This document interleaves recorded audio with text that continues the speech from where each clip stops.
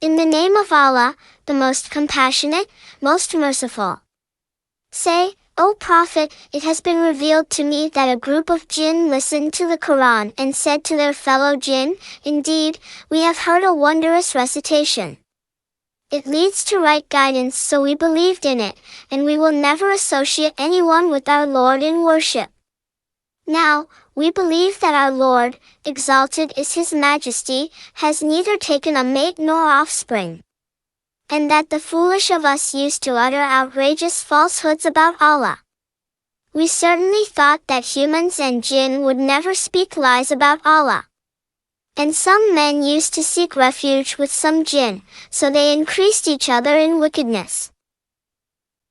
And those humans thought, just like you jinn, that Allah would not resurrect anyone for judgment. Earlier we tried to reach heaven for news, only to find it filled with stern guards and shooting stars. We used to take up positions there for eavesdropping, but whoever dares eavesdrop now will find a flare lying in wait for them. Now, we have no clue whether evil is intended for those on earth, or their Lord intends for them what is right. Among us are those who are righteous and those who are less so. We have been of different factions. Now, we truly know that we cannot frustrate Allah on earth, nor can we escape from Him into heaven. When we heard the guidance of the Qur'an, we readily believed in it. For whoever believes in their Lord will have no fear of being denied a reward or wronged. And among us are those who have submitted to Allah and those who are deviant. So as for those who submitted, it is they who have attained right guidance. And as for the deviant, they will be fuel for hell. Had the deniers followed the right way, we would have certainly granted them abundant rain to drink, as a test for them. And whoever turns away from the remembrance of their Lord will be admitted by Him into an overwhelming punishment. The places of worship are only for Allah, so do not invoke anyone besides Him.